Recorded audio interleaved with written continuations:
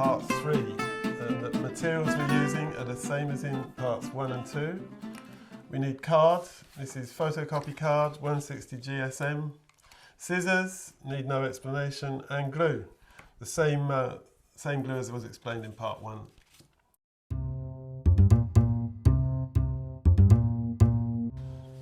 So there are 5 kinds of V-fold. The first is the right angle V-fold. This is explained in part 1. The second is the acute angle V-fold. This is also explained in part 1. The third is the pointed V-fold. This is V-folds part 2. And the obtuse angle V-fold is also V-folds part 2. And the fifth and final type of V-fold, this is the asymmetric V-fold. This tutorial is all about the asymmetric V-fold. Most V-folds, most pop-up mechanisms are centered on the spine fold, and they're completely symmetric. So the asymmetric V-fold is useful. It takes the design off center and well, it just makes the whole thing much more interesting. It's very varied. So I've got a whole array of them here.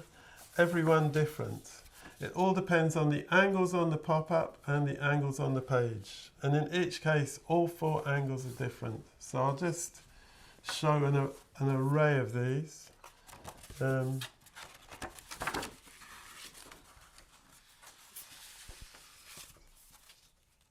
They're very hard to actually work out what shape you're going to make. So you either need to, it's good to just make trial and error, make a whole series.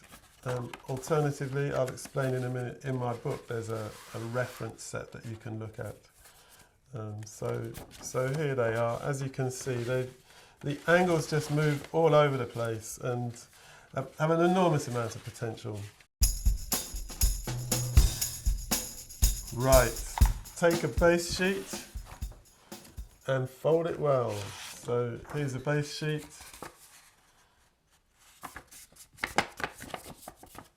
Thoroughly creased, as always. Can't stress that enough. Fold it back on itself, and again, and again. So opens and closes nice and smoothly. We'll take a sheet of card,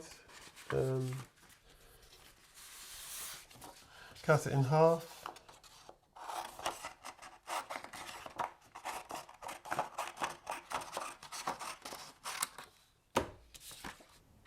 Fold it in half.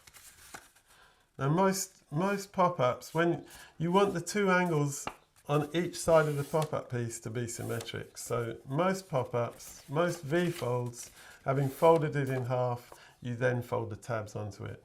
In this case, all 4 angles are different. The 2 angles on the pop-up and the 2 angles on the base, they're all different. So in this case, having folded it in half, just cut a little wedge out of the bottom corner. This is the folded side.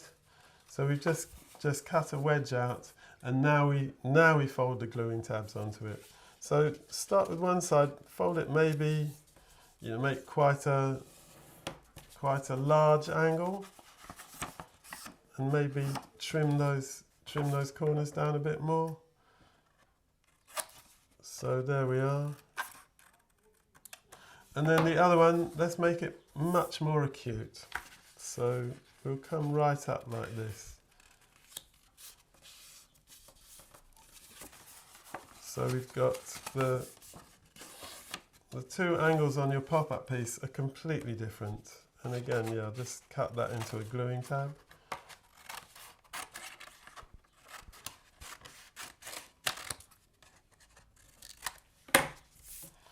Now you put this on the page. This is the V-fold, always folds in the direction that the V is pointing. It's going to be on your page something like this. So it's going to fold down forwards. So you need to position it up near the top of the page. Line up the central crease with the gully on the base. So the central crease of the pop-up is lined up with the crease of the base. Now mark the small angle. So on your pop-up you've got a big angle and a small angle. Mark the small angle. So here's the line. Now this is the crucial bit. you flip the whole thing over. So now you've got the big angle on the pop-up above the small angle on the page. So if you were to glue it down following that line, you could glue it down like this, in which case the whole pop-up would lie flat when the page is flat. But in this case, you want it to be in dimension. You want it 3D. So you move this piece in slightly. And it's just got to be glued down somewhere between the line you've marked and the central gully of the page. And according to where you glue it, that will affect the shape that you end up with. So I'll just glue that.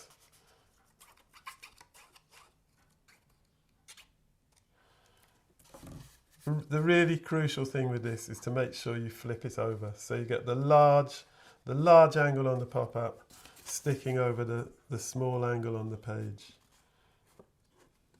So here we are. Make sure that your gluing tab isn't going over the central gully. If it does, just trim it back a bit. So that's that one glued down. Now put the whole thing into its closed position. Put glue on the other tab. Smear it right up to the crease. A bit more glue.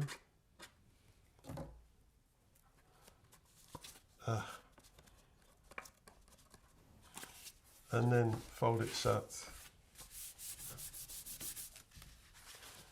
So here we have an asymmetric V-fold.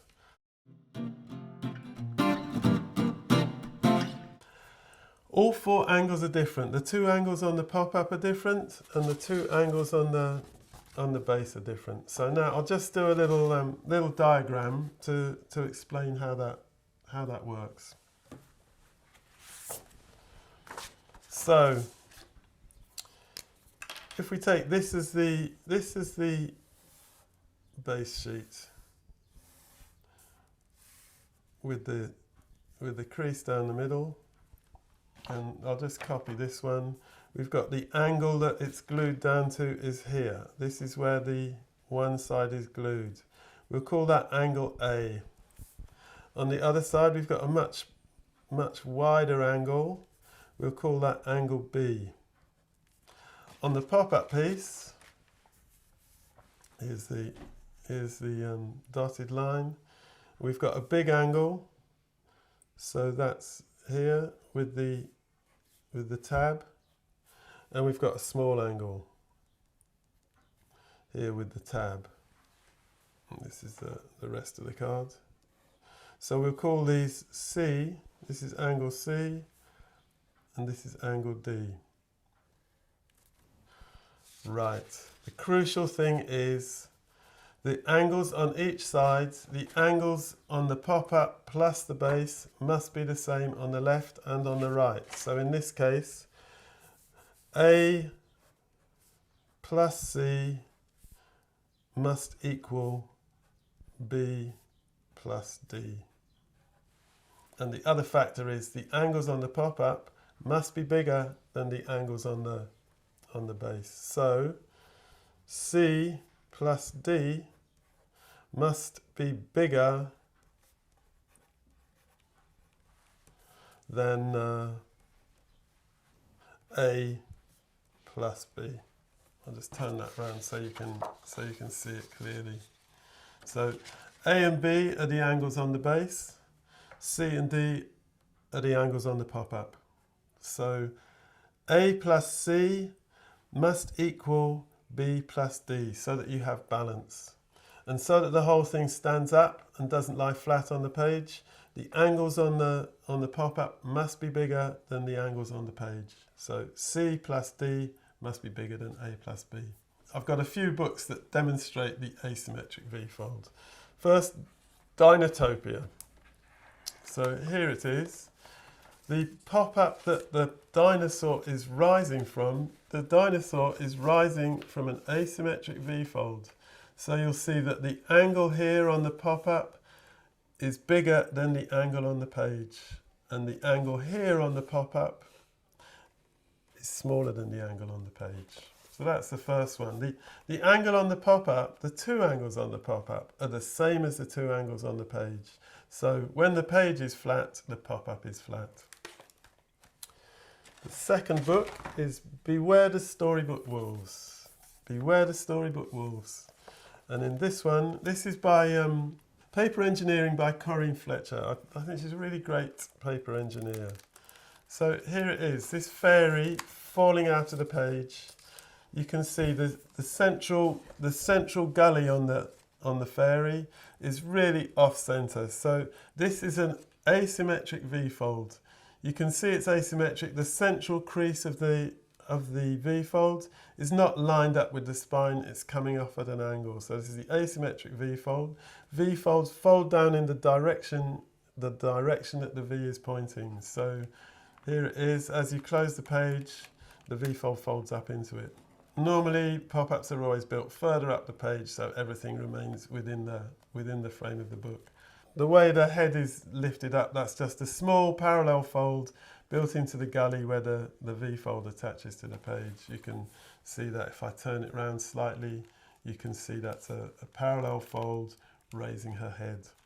And the last one I'd like to show you is The Little Fish Who Cried Shark. And this has got a massive shark at the end. These, both the head and the tail, they're both asymmetric V-folds. You can see the central crease on both these pop-ups lean away from the central gully of the book. And the tail, this is a counterfold. So, and again, it's actually an asymmetric one. So you can see that's giving you an extra pair of planes.